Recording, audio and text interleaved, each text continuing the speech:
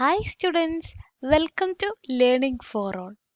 ഇന്ന് നമ്മൾ ഡിസ്കസ് ചെയ്യാൻ പോകുന്നത് പ്രോപ്പർട്ടീസ് ഓഫ് ഡിറ്റർമിനന്റ് ആണ്. നമ്മൾ നേരത്തെ പാർട്ടിൽ ഡിറ്റർമിനന്റ് എങ്ങനെ ഫൈൻഡ് ചെയ്യാം, മൈനർ, കോഫാക്ടർ എല്ലാം എക്സ്പ്ലെയിൻ ചെയ്തു അല്ലേ. നെക്സ്റ്റ് പാർട്ടിൽ നമുക്ക് പ്രോപ്പർട്ടീസ് ഓഫ് ഡിറ്റർമിനന്റ് പറയാം.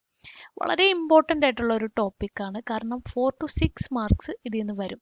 പ്രോപ്പർട്ടീസ് ഒക്കെ നമുക്ക് ക്ലിയർ ആയിട്ട് മനസ്സിലാവുമെങ്കിലും ഇത് കുറച്ച് കൺഫ്യൂസിങ് ആണ്. അതുകൊണ്ട് തന്നെ വളരെ എക്സ്പ്ലെയിൻ ചെയ്ത് ഈ പ്രോപ്പർട്ടീസ് ഞാൻ 2 പാർട്ടായിട്ടാണ് ഞാൻ എക്സ്പ്ലെയിൻ ചെയ്യുന്നത്. ഇതിലെന്താണ് പ്രശ്നം എന്ന് വെച്ചിട്ടുണ്ടെങ്കിൽ നമുക്ക് പ്രോപ്പർട്ടീസ് ക്ലിയർ ആവും, പക്ഷേ പ്രോബ്ലംസ് വരുമ്പോൾ ഈ പ്രോപ്പർട്ടീസ് എങ്ങനെ അപ്ലൈ ചെയ്യാം എന്ന് നമുക്ക് കൺഫ്യൂസിങ് ആവും. അപ്പോൾ എൻ്റെ ഈ വീഡിയോ ട്യൂട്ടോറിയൽ കണ്ടിട്ടുണ്ടെങ്കിൽ ഈ 4 to 6 മാർക്സ് നിങ്ങളുടെ കൈപ്പിടിയിലിരിക്കും. കാരണം അത് ഓരോന്നും എക്സ്പ്ലെയിൻ ചെയ്ത് എങ്ങനെയൊക്കെയാണ് ഈ പ്രോപ്പർട്ടീസ് എവിടെയൊക്കെയാണ് അപ്ലൈ ചെയ്യേണ്ടതെന്ന് ക്ലിയർ ആയിട്ട് എക്സ്പ്ലെയിൻ ചെയ്തു തരാം. ഓക്കെ, അപ്പോൾ നമുക്ക് ഏതൊക്കെയാണ് പ്രോപ്പർട്ടീസിലേക്ക് കടക്കാം. ഫസ്റ്റ് പ്രോപ്പർട്ടി എന്ന് പറഞ്ഞിട്ടുണ്ടെങ്കിൽ if a row or column has all zeros then the determinant is 0. നമ്മൾ ഡിറ്റർമിനന്റിനെ എങ്ങനെയാണ് റെപ്രസെന്റ് ചെയ്യുന്നത്? ഡിറ്റർമിനന്റിനെ ഇങ്ങനെയും റെപ്രസെന്റ് ചെയ്യാം. ഡിറ്റർമിനന്റ് നമുക്ക് ഡെൽറ്റ എന്നുകൂടി റെപ്രസെന്റ് ചെയ്യാം.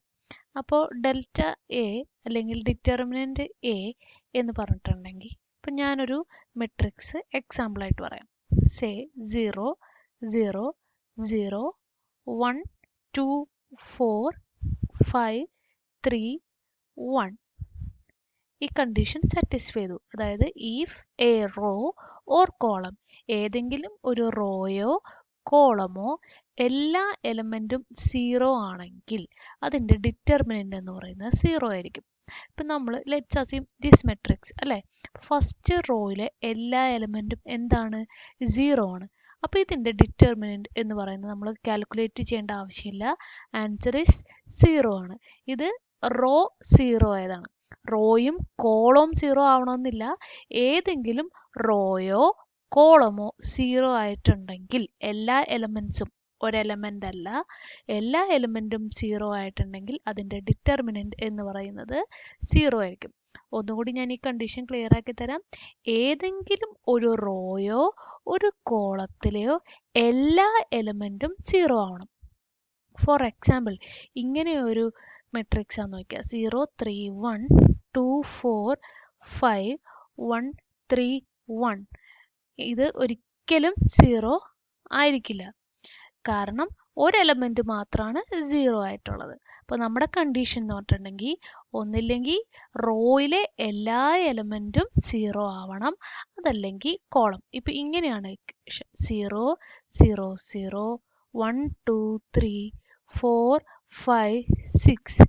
ഇതിൻ്റെ ഡിറ്റർമിനന്റ് 0 ആയിരിക്കും. എന്താണ് കാരണം?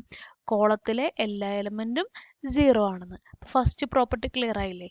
ഒരു മെട്രിക്സിലെ ഏതെങ്കിലും റോയിലെ അല്ലെങ്കിൽ ഏതെങ്കിലും ഒരു കോളത്തിലെ എല്ലാ എലമെന്റും 0 ആണെങ്കിൽ അതിൻ്റെ ഡിറ്റർമിനന്റ് 0 ആണ്. ഫസ്റ്റ് കോളവും ഫസ്റ്റ് റോയോ ഒന്നും അങ്ങനെ ഒന്നുമില്ല. ഏതെങ്കിലും റോയോ കോളത്തിലെയോ എല്ലാ എലമെന്റും 0 ആണെങ്കിൽ അതിൻ്റെ ഡിറ്റർമിനന്റ് 0 ആണ്. ഇപ്പം നിങ്ങൾ വിചാരിക്കും എന്തിനാണ് ഇത്രയും എക്സ്പ്ലെയിൻ ചെയ്ത് പറയുന്നത്?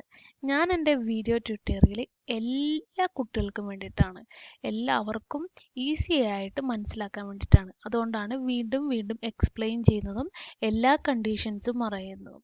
കൺഫ്യൂസിങ് ആയിട്ട് വരരുത്, അതുകൊണ്ടാണ്. Second property, value of determinant remains unchanged if its rows or columns are interchanged. ഇങ്ങനെ നിങ്ങളിത് വായിക്കുമ്പോൾ കൺഫ്യൂഷൻ ആവണ്ട, ഞാൻ പറഞ്ഞുതരാം.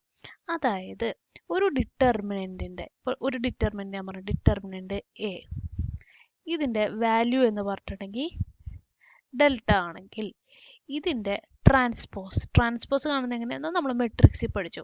അപ്പോൾ എ ട്രാൻസ്പോസിൻ്റെ ഡിറ്റർമിനന്റ് എന്ന് പറയുന്നതും ഡെൽറ്റ തന്നെയായിരിക്കും. അതായത് ഇപ്പോൾ എ എന്ന മെട്രിക്സ് 2 3 4 1 2 6 7 5 4, ഇതിൻ്റെ ട്രാൻസ്പോസ്, അതായത് ഇത് ഒരു മെട്രിക്സ് ആണെങ്കിൽ, ഇതിനൊരു മെട്രിക്സ് ആയിട്ട് അസ്യൂം ചെയ്യുകയാണെങ്കിൽ എ ട്രാൻസ്പോസ് എന്ന് പറഞ്ഞിട്ടുണ്ടെങ്കിൽ എന്തായിരിക്കും? ഏതെങ്കിലും എല്ലാ റോയും കോളവും നമ്മൾ എന്ത് ചെയ്യും? ഇന്റർചേഞ്ച്. ട്രാൻസ്പോസ് കാണുന്ന അറിയില്ലേ? അപ്പം എന്തുവരും? 2, 3, 4, 1, 2, 6, 7, 5, 4. അപ്പോൾ ഇതാണ് ഇതിൻ്റെ എ ട്രാൻസ്പോസ്. നമ്മൾ മെട്രിക്സിൽ പഠിച്ചിട്ടുണ്ട് എ ട്രാൻസ്പോസ്. അതായത് റോയും കോളവും എന്താണ് ഇന്റർചേഞ്ച് ചെയ്തു 2, 3, 4. ഇപ്പോൾ നമ്മൾ ഈ എയുടെ ഡിറ്റർമിനന്റ് ഡെൽറ്റ ആണെങ്കിൽ ഈ എ ട്രാൻസ്പോസിന്റെ ഡിറ്റർമിനന്റ് എന്ന് പറഞ്ഞിട്ടുണ്ടെങ്കിലും ഡെൽറ്റ തന്നെയാണ്. ഡിറ്റർമിനന്റിന് ചേഞ്ച് ഇല്ല. Third property, if any 2 rows or columns are interchanged, then അതിൻ്റെ ഡിറ്റർമിനൻ്റ് ആണ് നമ്മൾ ഡെൽറ്റ ഡാഷ് എന്ന് പറയുന്നത്. എന്ന് പറഞ്ഞിട്ടുണ്ടെങ്കിൽ മാഗ്നിറ്റ്യൂഡ് സെയിം ആയിരിക്കും, പക്ഷേ എന്തുണ്ടാവും, ഒരു മൈനസ് സൈൻ ഉണ്ടാവും. അതായത് ഇപ്പോൾ എ ഡിറ്റർമിനൻ്റ് എ, ഇപ്പോൾ എ എന്ന് പറഞ്ഞിട്ടുണ്ടെങ്കിൽ 1, 2, 4, 3, 5, 1, 6, 1, 2 ഇതാണ് നമ്മൾ അസ്യൂം ചെയ്തു. ഇതിൻ്റെ ഡിറ്റർമിനൻറ്റിനെ ഞാൻ ഡെൽറ്റ എന്ന് ഡിനോട്ട് ചെയ്തു. അങ്ങനെയാണെങ്കിൽ ഞാൻ പറഞ്ഞു എനി 2 റോസ്. ഇപ്പം നമുക്ക് ഈ R2, ഇത് R1 എന്ന് പറഞ്ഞിട്ടുണ്ടെങ്കിൽ ഫസ്റ്റ് റോ, R2 എന്ന് പറഞ്ഞിട്ടുണ്ടെങ്കിൽ സെക്കൻഡ് റോ, R3 എന്ന് പറഞ്ഞിട്ടുണ്ടെങ്കിൽ തേർഡ് റോ. അപ്പോൾ നമുക്ക് R1ഉം R2ഉം, ഞാനൊരു എക്സാമ്പിൾ പറയുന്നതാണ്, R2ഉം R3ഉം നമുക്ക് ഇൻ്റർചേഞ്ച് ചെയ്യാം. അപ്പോൾ എന്ത് വരും, ഫസ്റ്റ് റോ സെയിം തന്നെ 1, 2, 4. ഇത് രണ്ടും കൂടി ഇന്റർചേഞ്ച് ചെയ്യുമ്പോൾ എന്ത് വരും, 6, 1, 2, 3, 5, 1 അല്ലേ, ഇന്റർചേഞ്ച് ചെയ്തു. ഇതിൻ്റെ ഡിറ്റർമിനന്റ് അതിനെ നമ്മൾ ഡെൽറ്റ ഡാഷ് എന്ന് പറഞ്ഞിട്ടുണ്ടെങ്കിൽ അതിൻ്റെ ഡിറ്റർമിനന്റ് എന്ന് പറയുന്നത് ഈ ഡെൽറ്റ തന്നെയായിരിക്കും, പക്ഷേ ഒരു മൈനസ് സൈൻ ഉണ്ടാവും. അതായത് അതിപ്പോൾ റോ ആണെങ്കിലും കോളം ആണെങ്കിലും ഏതെങ്കിലും 2 റോയോ കോളമോ ഇന്റർചേഞ്ച് ചെയ്തിട്ടുണ്ടെങ്കിൽ അതിൻ്റെ ഡിറ്റർമിനന്റ് വാല്യൂ സെയിം ആയിരിക്കും, പക്ഷേ ഒരു മൈനസ് സൈൻ ഉണ്ടാവും. Clear? Fourth property, if each element of row or column multiplied by K, then delta dash equal to K delta. അതായത് ഡിറ്റർമിനന്റ് എ എന്ന് പറഞ്ഞിട്ടുണ്ടെങ്കിൽ 1, 2, 3 ഇതെല്ലാം അസ്യൂം ചെയ്യുന്നതാണ്. 2, 4, 1, 3, 1, 2 ആണെന്ന് നമ്മൾ അസ്യൂം ചെയ്തു. ഇനി നമ്മൾ പറയുകയാണ് R2 tense to 2 into R2, അതായത് R2 റോ 2ലെ എല്ലാ എലമെൻറ്റിനെ നമ്മൾ 2 കൊണ്ട് മൾട്ടിപ്ലൈ ആണ്. എന്ത് വരും, അതിനെ ഞാൻ എ ഡാഷ് എന്ന് പറയുകയാണെങ്കിൽ determinant A dash equal to 1, 2, 3 second റോയിന് 4, 2, 8, 2, 3, 1, 2 ചെയ്തിട്ടുണ്ടെങ്കിൽ നമ്മൾ എന്തുകൊണ്ടാണ് മൾട്ടിപ്ലൈ ചെയ്ത് 2 ആണ്. ഈ മെട്രിക്സ് ഡെൽറ്റ ആണെങ്കിൽ ഇതിൻ്റെ ആൻസർ എന്ന് പറഞ്ഞിട്ടുണ്ടെങ്കിൽ 2 ഡെൽറ്റ ആണ്.